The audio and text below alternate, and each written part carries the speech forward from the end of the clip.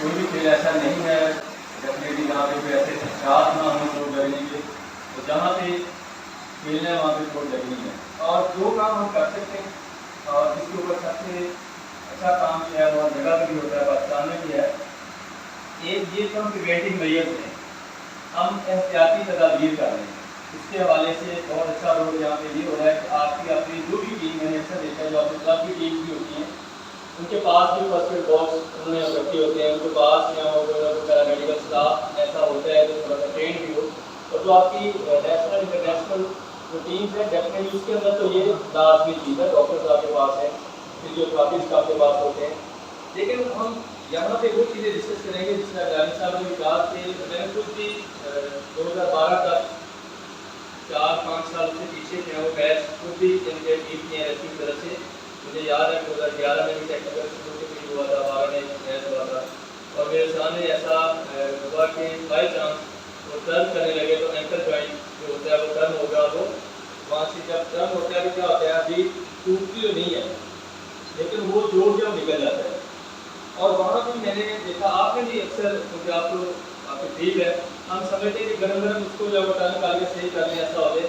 अच्छा, इसमें ये होता है कि कभी कभार तो वो चीज़ ठीक हो जाती है, लेकिन बात का ऐसा होता है कि नुकसान ज़्यादा भी कर सकते हैं। क्यों? क्योंकि हमें अगर आइडिया नहीं होगा और आप उसको टर्न करेंगे तो हो सकता है नुकसान हो जाए, या तो थोड़ा सा उस चीज़ को जांचें और फिर तो आज का जो मकसद है हमारा वो यही होगा कि प्रिवेंटिव मेजर्स क्या होने चाहिए, एहतियाती तदाबीर क्या होनी चाहिए, और उसके बाद अगर कोई इंजरी होती है और स्पेशली मैं डिस्कस करूँगा वही चीज़ें जो आपके सामने होती हैं, आपको जो कहेंगे कि यही होता और उसको हम कैसे डील कर सकते हैं उसी के बारे में बात करेंगे। तो सबसे पहली चीज़ ये है कि जो आपके अगर क्लब्स हैं आप उसमें कुछ 2-4 लोगों को ट्रेन रखें, जिसका इसी सेशन के हवाले से बात करें करना जो चौथा या 5वां सेशन हर साल में होता है आपके जून में, और ये फोर्थ या फिफ्थ मैं भी डील कर रहा हूँ। और इसके अलावा मुख्तलिफ जगह पर ट्रेनिंग्स भी करवाते हैं लोगों को, डॉक्टर्स को भी हम ट्रेन करते हैं। लेकिन मकसद ये है कि हम इस तरतीब को कैसे ले लेते हैं। जैसे आपके कुछ क्लास हैं तो वहाँ पर फर्स्ट एड बॉक्स रखें, लोगों को ट्रेन करें। पिछले साल भी डिस्कस हुआ था और बहुत सारे क्लास में मुझे खुद कहा था कि हम अपने क्लास में आपको बुला के ट्रेनिंग करवाएंगे, क्योंकि हमारी ट्रेनिंग फ्री ऑफ कॉस्ट है और सबसे बड़ी बात इसका फ़ायदा भी होता है और हम सर्टिफिकेट भी देते हैं। तो बाद में भी इंसान बिजी हो जाता है, शायद इस वजह से वो इन्वाइट नहीं करते। तो ऐसा किया करें कि जहाँ पे आपके कुछ 10-12-15 लोग हैं, हमें कुछ 2 घंटों के लिए वहाँ पे बुलाएं, जिनको हम फ्री ऑफ कॉस्ट ट्रेनिंग दें, उनको सर्टिफिकेट दें और उनको पता चले कि इस तरह की सिचुएशन में हम रेस्क्यू जाने से पहले क्या कर सकते हैं। तो आज हम जिस बारे से डिस्कस करेंगे वो सबसे मेन चीज़ फ्रैक्चर का होता है। अक्सर जगह पे ऐसा होता है कि खेलते हुए चोट लग जाती है, अगर तो वो फ्रैक्चर हो जाए तो आप क्योंकि कुछ चीज़ें आप जानते हैं, तो बहुत सारी चीज़ें जानते हैं, आपकी ट्रीट हो जाएंगी। अगर कुछ चीज़ें डिफरेंट होंगी तो आपके लिए फ़ायदामंद होगी। तो पहली चीज़, अगर फ्रैक्चर हो जाए तो आपके पास, जैसे मैंने कहा, फर्स्ट एड बॉक्स होना चाहिए, उसमें ऑलरेडी स्प्रिंग होने चाहिए। अब स्प्रिंग क्या होता है, कोई भी ऐसी लकड़ी का पीस या कॉपी का गत्ता या स्केल जो जिस जगह पे हड्डी टूटी है उस जगह पे लगा के उसको ऊपर से नीचे से आप बांध दें और उसकी हड्डी को इमोबिलाइज कर सके, उसकी हरकत को रोक सके। मकसद ये है। अब अगर आपके पास वो स्प्रिंग मौजूद होगा तो आप टाइमली उसके साथ वो बांध देंगे और जहाँ पे हड्डी टूटी है उसके साथ अटैच कर देंगे और ऊपर से और नीचे से उसको बांध देंगे दोनों साइडों पे। और इसका फायदा ये होगा कि वो जो हड्डी टूटी है उसका नुकसान मजीद बढ़ेगा नहीं। नुकसान कैसे बढ़ा था कि वो क्लोज फ्रैक्चर है तो ऊपर में कन्वर्ट हो सकता था, यानी कि जब हड्डी टूटी है, माइनर फ्रैक्चर है, आपने कुछ भी नहीं किया तो हड्डी इससे स्किन को डैमेज करके वो ऊपर फ्रैक्चर में कन्वर्ट होगी, मसल भी डैमेज हो जाएंगे। तो इससे बेहतर है कि आप उसको मिनिमाइज कर दें। अब दूसरा ये है कि अगर ऊपर फ्रैक्चर है तो सबसे पहला स्टेप आपका होगा ब्लीडिंग को कंट्रोल करना। अब ब्लीडिंग को कंट्रोल करने के तरीके आप सारे जानते होंगे। सबसे पहला है डायरेक्ट प्रेशर। डायरेक्ट प्रेशर ये होता है कि जहाँ पे ब्लीडिंग हो रही है किसी भी वजह से चोट लगने से आप उसके ऊपर कोई साफ कपड़ा बांध दें या उसके ऊपर कोई साफ कपड़ा रख के हाथों से उसको दबा दें। अब लेटेस्ट जो टेक्निक है वो ये आई है कि आप बेशक ना बांधें लेकिन किसी भी साफ कपड़े को उसके ऊपर रख के आप अगर 10 मिनट तक दबा के रखते हैं तो उसके ब्लीडिंग के कंट्रोल होने के 90% चांस मौजूद है। अब अगर फिर भी ब्लीडिंग स्टॉप नहीं हो रही तो फिर आप उसके ऊपर दूसरा कपड़ा बांध सकते हैं ताकि वो ब्लीडिंग स्टॉप हो जाए। एक काम तो ये है। दूसरा काम है एलिवेशन। एलिवेशन का मतलब होता है दिल के लेवल से ऊपर कर दे, उस हिस्से को दिल के लेवल से ऊपर कर दे। तरह पाँव में चोट लगती है उसको हम लटा के लेग्स को एलिवेट कर देते हैं, थोड़ा ऊपर कर देते हैं, सीधा हाथ है तो हाथ को ऊपर कर देंगे। और तीसरा स्टेप ये होता है कि अगर ब्लीडिंग रुक ही नहीं रही या फिर मेन आर्टरी कटती है या ब्लीडिंग क्रिटिकल कंडीशन में चली गई है और फिर ब्लीडिंग हो रही है, तो आप उसको दिल वाली साइड पे टाइट करके बांधें। लेकिन इस चीज़ का ख्याल रखना है कि जो आपने उसको टाइट करके बांधना है वो ज़्यादा देर तक नहीं बांधना। ये मैक्सिमम 8 से 10 मिनट तक बांधना है, इसके बाद आप इसको खोल लें ताकि ब्लड फ्लो जो है उसकी तरफ जाए जो आगे वाला हिस्सा है। अगर आप उसको नहीं खोलेंगे तो क्या होगा, वो इसका डेड हो सकता है, वो नकारा होता है। इसलिए कभी भी जिस हिसाब से हम देखते हैं कि सांप डस ले तो हम उसको बांध देते हैं, उसको ले जाते हैं अस्पताल में, बेशक 1 घंटा लगे, तो हो सकता है कि वो जो जहर है जो लोगों के माइंड में तो हमने आगे जाने से रोक दिया है, ठीक है, लेकिन आगे जाने से जहर नहीं आगे रोका, आपने ब्लड सर्कुलेशन रोक दी, तो वो हिस्सा कंफर्म डेथ हो जाएगी उसकी, वो डेथ हो जाएगा, उसके बाद वो नकारा हो जाएगा। लेकिन हो सकता है वो जो सांप ने डसा था वो इतना जहरीला ना होता, उसकी वजह से वो बच गया, लेकिन वो नुकसान जो आपके बांधने से हुआ वो हमें पता नहीं था। क्यों? क्योंकि हमें अवेयरनेस नहीं थी कि क्या ये काम करना है। इसलिए बांधना जो है बहुत ज़्यादा खतरनाक है। ये मैंने सांप की बात की कि उसमें हम अक्सर ये काम करते हैं, उसमें भी ये बांधना नहीं चाहिए, बल्कि उसको क्या करना है, दिल के लेवल से नीचे रख कर उसको वॉश करें तो जल्दी से किसी अस्पताल में पहुंचाएं। और उसके सबसे ज़्यादा जो काम है वो आपकी मोटिवेशन है, आपका तसल्ली देना है। आप उसको समझाएं भाई आप परेशान हो, अभी आप ठीक हो जाएंगे, क्योंकि जहरीले सांप से ज़्यादा खतरनाक चीज़ क्या खौफ, उससे उसकी डेथ हो जाती है। इस चीज़ को भी हम गेम रख सकते हैं। अच्छा, ब्लीडिंग को कैसे कंट्रोल करेंगे? 3 स्टेप के साथ। एक, डायरेक्ट प्रेशर, कोई भी चीज़ उसके ऊपर रखें, साफ कपड़ा होना चाहिए, दबा के उसको रखें या उसको बांध दें। दूसरा, एलिवेशन, उसको दिल के लेवल से ऊपर कर दें। और तीसरा, उसको पीछे से थोड़ी देर के लिए मैक्सिमम 10 मिनट तक बांध सकते, इससे ज़्यादा नहीं। और अगर ब्लीडिंग स्टॉप हो जाए उसको पीछे से खोल सकते हैं। अब इसके बाद आता है मसल्स का प्रॉब्लम आ जाता है, जिसको हम कहते हैं स्पेन या स्ट्रेन। ये आप लोगों के सबसे ज़्यादा रेगुलर है, स्वेलिंग हो जाती है, मोच का आ जाना जिसको हम कहते हैं। अब इसमें देखिए खेलते हुए अचानक टर्न करते हैं, उसमें स्वेलिंग हो जाती है, मोच आ जाती है, या हम रूटीन में भी मसल का हो जाते हैं किसी वजह से, तो हमें इस पर क्या करना चाहिए? आप आई थिंक करते भी होंगे, इसमें है राइस का मेथड, ठीक है। राइस का मेथड जो है इसमें 4 चीजें हम करते हैं, RICE। आर का मतलब है रेस्ट पे, जिस हिस्से पे चोट लग जाए उसको मुकम्मल तौर पर आराम दे, यानी उसकी मूवमेंट क्या वो कम कर दे, ठीक है। और दूसरा काम है आई का मतलब है आइस, उसके ऊपर बर्फ की टकोर करे।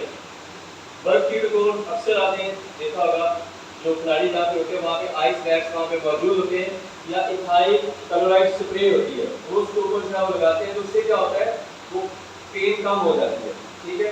उसकी वजह से आपने, अगर वो अवेलेबल नहीं है तो आप जो है वो आइस बैग्स या वो यूज़ कर सकते हैं, डायरेक्टली आइस यूज़ कर सकते हैं, उससे जो है वो पेन कम होगी, इंटरनल ब्लीडिंग बेसिकली कम हो जाती है।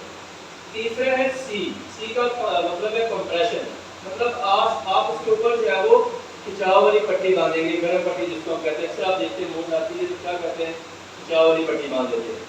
और आखिरी है ई का मतलब है एलिवेशन। एलिवेशन का मतलब वही जो आपको पहले बताया, उसको दिल के लेवल से ऊपर कर दें। तो राइस का मेथड, अगर इंटरनल ब्लीडिंग है, चोट लगी है, स्वेलिंग हो रही है, मसल में प्रॉब्लम आ गई है, तो आप पहले रेस्ट दें, आइस का इस्तेमाल करें, उसको कंप्रेशन खिंचाव वाली पट्टी बांधें और उसको दिल के लेवल से ऊपर कर दें। अब ये चारों काम भी कर सकते हैं, और चारों में जितने आप वहाँ पे कर सकते हैं, 2 हैं, 3 हैं, 1 है, वो काम अकॉर्डिंग टू सिचुएशन भी आप कर सकते हैं। अच्छा, इसमें एक तो ब्लीडिंग का इशू आता है, वो आपको बता दिया, वो पता होना चाहिए। दूसरा, मसल्स के हवाले से स्वेलिंग हो जाती है, मोच वगैरह आ जाती है, वो आपको बता दिया। तीसरा, फ्रैक्चर हो जाता है, उसका भी आपको मैंने बता दिया कि आपने कोई ऐसी चीज़ साथ लगानी है, अगर स्प्लिट नहीं है, जिसका मैं लकड़ी का पीस का गर्म की शाप ले लें, उसके साथ अटैच कर दें। अगर लेग में प्रॉब्लम आ गई तो दूसरी इसकी टांग भी उसके साथ अटैच करें, उसको बांध दें, वो भी स्प्लिट का काम करे। चौथी और आखिरी चीज़ जो सबसे इम्पोर्टेंट है, वो है कमर की चोट का लगना। अगर कमर में चोट लग जाती है तो क्या होता है, हम अक्सर उसको कहते हैं चल के दिखाओ, या सहारा लेके चलाते हैं, या हाथों से पाँव से उठाते हैं, तो उसका नुकसान ज़्यादा हो जाता है। नुकसान ज़्यादा कैसे होता है, हमारी जो कमर है वहाँ पे स्पाइनल कॉर्ड होता है, जिसको हम हरामोरिस कहते हैं। जब हम उसको चलने का कहेंगे, सहारा लेके चलाएंगे या हाथों से पाँव से उठाएंगे, तो दरमियान के कमर पे जहाँ पे चोट लगी होती है वो इसका टर्न हो जाता है, और टर्न होने की वजह से स्पाइनल कॉर्ड हरामोरिस है वो कट जाता है, और पूरी ज़िंदगी के लिए वो मफलूज हो जाएगा, उसके जो लोअर पार्ट है वो काम करना छोड़ देगा, तो उससे बहुत ज़्यादा नुकसान होता है। इसमें सबसे बेहतरीन काम ये है अगर ऐसा कोई आपको नजर आए, आप 112 पे कॉल करें, आपके पास जब हमारी टीम आएगी। और उसके बाद अगर आपके पास जहाँ भी आप गए वहाँ पे रेस्क्यू की सर्विस नहीं थी या वहाँ पे मुश्किल था आना उनका, आप खुद लेके जाना चाहते हैं तो कुछ स्पाइन बोर्ड की तरह का सफर तख्ता लें, जिससे उसकी बॉडी के साइज के मुताबिक उसको आप करवट दे के वो तख्ता उसके नीचे रख के उसको सीधा लटा दें और उस सफर तख्ते को उठाएं। अगर ये भी पॉसिबल नहीं है तो सबसे आसान जो आप कर सकते हैं वो ये है कि उस शख्स को सीधा लटा के 3 लोग उसके नीचे हाथ रख के उसको उठाएं। अब जो पूरी दुनिया में तरीकाकार इस्तेमाल किया जाता है चोट लगने की सूरत में वो यही है। आपको एक ही प्रैक्टिकल करवाऊंगा और वो सबसे बेस्ट है कि अगर आप यही काम कर लें और सीख के लोगों को समझा दें तो इसका बहुत बड़ा फायदा होगा, बहुत सारे लोगों की ज़िंदगी को बचाया जा सकता है। ठीक है, तो इसमें मैं आपको एक प्रैक्टिकल करवाऊंगा, वो ये है कि अगर कोई शख्स कमर में चोट लगी है, वो बता रहा है कि कमर में पेन हो रही है, तो आप कभी भी रिस्क ना लेंगे उसको कहीं चल के दिखाओ या सहारा लेके नजर आए, बल्कि आप 3 लोग उसके नीचे ऐसे हाथ रखें, उसको ऐसे सीधा उठाएं, उसको उठा के किसी जगह पे लेके जाना है। लेकिन अगर आप जिस तरह यहाँ पे सिटी में है या कभी ऐसी करीबी जगह पे जहाँ पे हमारी सर्विस आ सकती है, फिर उसको उठाना भी नहीं है। उठाना कब है? जब किसी जगह पे खतरा है, जो का बिल्डिंग गिरी थी वहाँ पे वो बंदा था, अब आपको पता है इसको निकालना जरूरी है तो फिर आप लेके जाए। लेकिन अगर वो जगह सिक्योर है तो आपको उठाने की जरूरत नहीं है, आप कॉल करके वेट कर सकते हैं। लेकिन अगर आप समझे जरूरी है ले जाना, फिर वो तरीका जो आपको मैं बता रहा हूँ उसके जरिए आप लेके जाए। तो जिसका भी आज सुबह से आप सेशन ले रहे हैं, मुझे पता है कि सेशन मैक्सिमम 1-1.5 घंटे तक आसानी से बंदा सुन सकता है। जब 3 घंटे या 2 घंटे हो जाए तो थोड़ा सा फील होना शुरू हो जाता है। मैं भी ऑलरेडी एक ट्रेनिंग में था, मेरे साथ की जब वो कॉल गई तो मैं ट्रेनिंग को जब चेंज छोड़ के अपने इंस्ट्रक्टर को लगा के यहाँ पे आया। तो अभी हम ज़्यादा टाइम नहीं लेंगे, बातें हुई हैं जो आपको 3-4 मैंने बता दी हैं, लेकिन हम एक कोशिश करेंगे कि प्रैक्टिकल ज़्यादा कर लें ताकि उससे मज़ीद सीख हो। तो आपके दिल में कोई सवाल हो जो हमने अभी डिस्कस किए इसके हवाले से या किसी भी चीज़ के हवाले से पूछेंगे, इसके बाद 10 से 12 मिनट का हमारा एक प्रैक्टिकल होगा और उस प्रैक्टिकल के बाद इसको अप्रोच करेंगे। बात ऐसे होता है कि प्लेट देता है ना, उसका जो ये बॉडी अगर ये जो निकल जाता है इसके साथ। ठीक है, अच्छा जिससे मैंने बताया था कि 2 ऑप्शन है, बिल्कुल में क्वेश्चन भी उसी के रेलेवेंट बना अच्छा है कि जो अगर निकल जाए तो आपने कभी भी उसको रीसेट करने की कोशिश नहीं करनी। हम कोशिश करते हैं कि ताज़ा है अभी हम कर दें, जरूरी नहीं है कि वो हो जाए, जिसका कहता है बाय चांस वो ठीक हो जाए, लेकिन वो टेक्निकली जो डॉक्टर की तरफ से मेडिकल की तरफ से सजेशन होती है वो यही कहते हैं कि आप अगर उसको करते हो सकता है, देखिए आप टर्न करें तो बाय चांस हो जाए, लेकिन 90% चांस क्या होंगे कि टर्न करते हो उसकी जो हड्डी है वो क्रैक करते हो, किसी का नुकसान हो जाए। अगर आप उसको जो तरीका हम करेंगे उसके मुताबिक लेके जाएंगे, जिस तरह आपके पास वो पेशेंट वहाँ पर पहुँचा था उसी तरह से आप पहुँचा लेंगे, तो डॉक्टर का काम क्या होगा, वो उसको उसी तरह तरीके से कर देगा। लेकिन मुझे पता है कि मैंने जब 10-12 साल पहले सेशन में एक प्रोग्राम था उसका, उसमें बात की थी तो वो कहते हैं कि वहाँ पे फिर ऑपरेट करना शुरू कर देते हैं। तो यहाँ पे वो डॉक्टर इसमें हम करते हैं वो जल्दी ठीक हो जाता है, तो उसमें जरूरी नहीं ऑपरेट करना, हो सकता है वैसे भी ठीक हो जाए। आपने क्या करना है रेलिवेंट टू मेडिकल, बाकी आपकी अपनी मर्जी है कि आपको क्या बताया जाता है। अगर फ्रैक्चर हो जाता है, जिसका कोनी की बात करें, घुटने की बात करें, आप एक स्प्लिंट ऐसे लकड़ी का भी या सफेद कोई भी चीज ऐसे रखते नीचे, एक उसके ऊपर इधर से बाद और उधर से बाद। मैं एग्जांपल देता हूँ कि आपके पास कुछ भी नहीं है तो आपके पास जिस तरह ये करते हैं, मैं इसकी एग्जांपल देता हूँ। आप इसको आपने तोड़ दिया, थोड़ा सख्त कर लिया 3-4 इकट्ठे करके, एक आपने इसके नीचे ऐसे रख दिया, एक आपने इसके ऊपर यहाँ पे रख दिया, अब इधर से भी बांध दिया, इधर से भी बांध दिया। देखेंगे ये जो आपने बांधा है अब ये हरकत नहीं होगी, अब आपने इसको ऐसे ही कवर करके ले जाएंगे तो क्या होगा, वो वहाँ पे जाकर उसी मूवमेंट के बगैर चेक करेंगे एक्सीडेंट मार के प्रॉब्लम क्या उसके मुताबिक उसको डील करेंगे। लेकिन अगर हम उसको जोर जबरदस्ती करते हैं तो ये बाहर एक फ्रैक्चर है कि जो मल्टीपल फ्रैक्चर में तब्दील हो जाता है हरकत करने की वजह से। हड्डी अगर टूटती है ना और हड्डी को आप सीधा कर देंगे उसका नुकसान नहीं होगा, ये ध्यान रखो। हड्डी अगर टूटती है और टर्न हो जाती है आप उसको सीधा करके स्प्रिंट लगा के ले जा सकते हैं। लेकिन अगर ये जॉइंट फ्रैक्चर हो जाए, इसका प्रोटोकॉल है पूरी दुनिया में, उसको आप चेंज नहीं करते। जिस साइड पे फ्रैक्चर हुआ वहीं पे इसको इमोबिलाइज का मतलब है हरकत को रोक के वहीं पे इसको ले जाए ताकि वहाँ पे जाके देखा जाए। अगर आप उसको सीधा करने की कोशिश करेंगे तो क्या होगा, वो मल्टीपल फ्रैक्चर में तब्दील हो जाएगा या वो जो हड्डी है वो उसका एक पीस भी टूट जाए वो दोबारा रिकवर नहीं होगा। तो ये रेलिवेंट टू मेडिकल के हवाले से ये है। बाकी आपके जो चीज़ें आपको बताई जाए तो उसमें आप बेहतर समझें। कोई और सवाल? अब हम प्रैक्टिकल करेंगे तो तो इसके मुझे 4 जुबान चाहिए, ठीक है जी। 4 आ जाए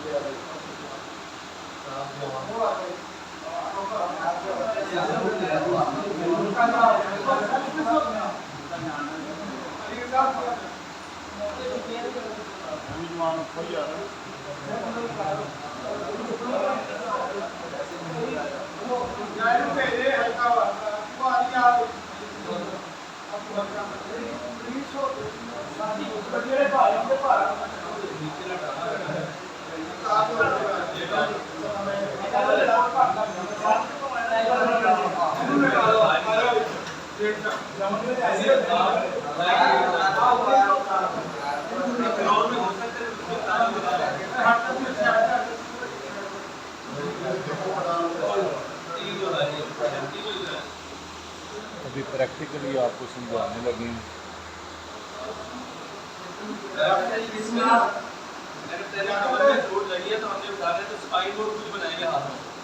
कैसे होगा? ये 3 लोग हैं, तीनों बैठे हैं, इसको नीचे वाली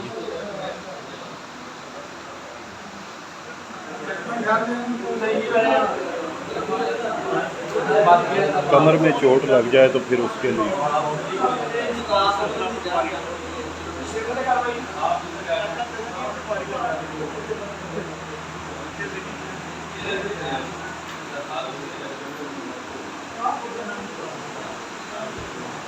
अब आपने क्या करना है, इसको तीनों ने ये हाथ नीचे लेके जाने में आपको बताता हूँ। आप अपना हाथ आगे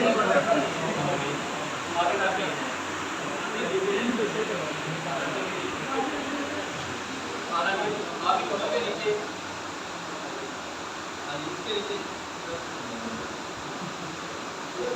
आगे लीजिए ना, आगे दोनों हाथ आगे लीजिए। अब आपने क्या करना है, तीनों ने एक ही टाइम में जो हाथ है इसको ऊपर उठाना है। साथ में ऊपर मैं कहूँगा 1 2 3, तो आपने तीनों ने पूरी बॉडी को उठा के इसको ऊपर रखना है। 1 2 3 5 जोर से अभी मदद ज़्यादा नहीं है, एक कम हो तो ज़्यादा तो लगेगा, ज़्यादा हो ज़्यादा। अब उसको रोल करें, 1 2 3 रोल ऐसे रोल करें। आप जब भी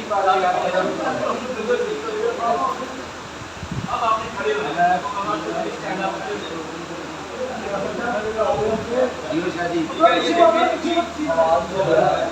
11 भाई वाले जो हैं वो फर्स्ट एड देने का तरीका जो है प्रैक्टिकली समझा रहे हैं। आज के सेशन में 11 भाई कबड्डी के दौरान चोट लग गया।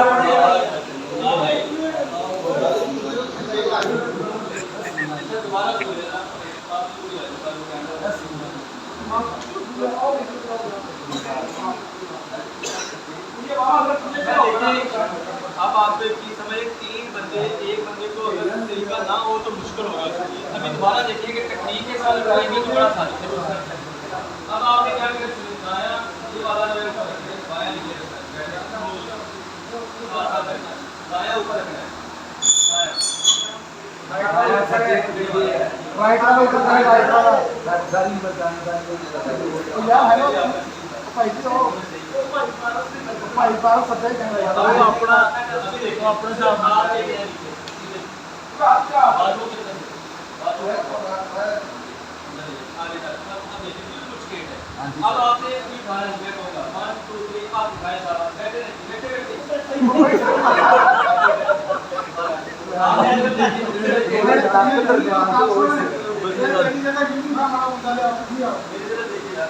आपने पूछना नहीं है। ये देखिए पहला स्टेप ये होगा 1 2 3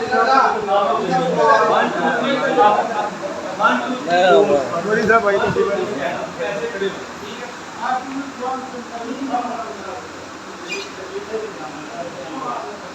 अब आपने रेडी है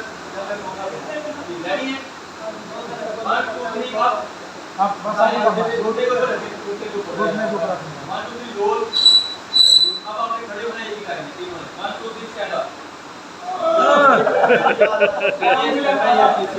डैडी के माशाल्लाह जी।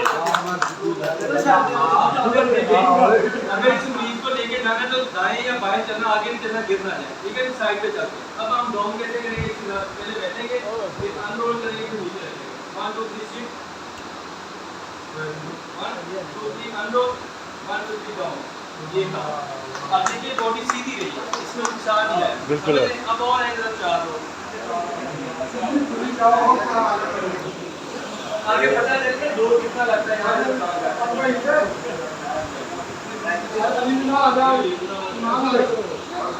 दो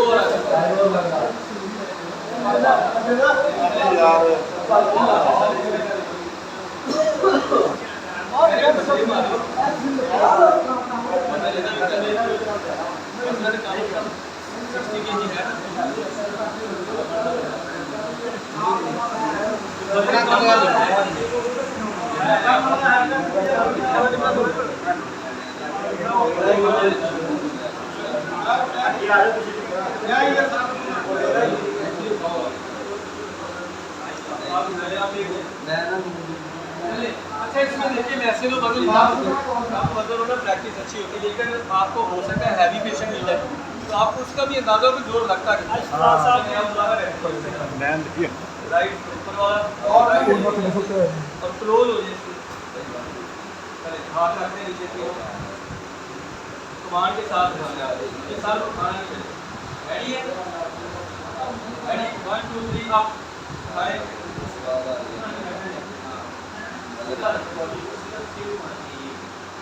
बॉडी को स्ट्रेट रखना है। कमर में फ्रैक्चर हो गया है, उस सूरत में ऐसे फर्स्ट एड देनी है।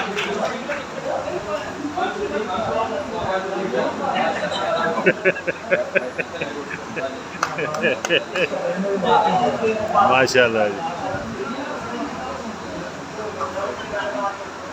चलिए जी, जिसका मैंने बताया कि प्रैक्टिकल अगर हम ना करते ना आपके जेब में रहना तो बहुत आसान था, ठीक है। लेकिन जिन्होंने किया मुझसे पूछे गिलास से पड़ा भाई, गिलास उठाया लेके चले नहीं है।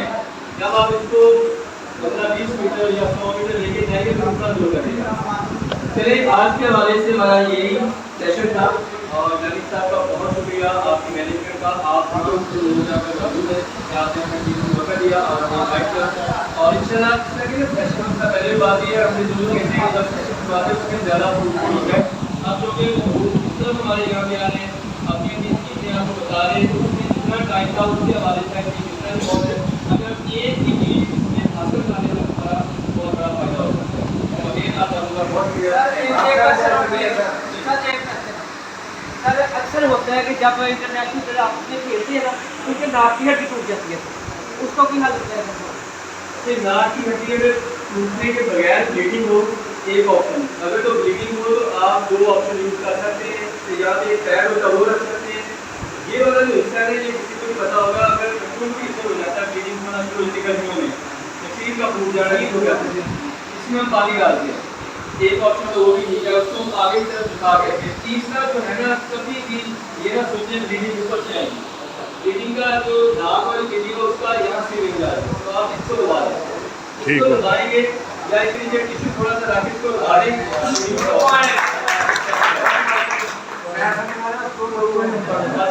आपके देख में आ गया कि ये यहाँ से जा रही है, ये वाली ऊपर जा रही है ना, तो इसलिए जो है ये यहाँ से करंट हो जा रही है। ठीक है जी, बहुत शुक्रिया, थैंक यू।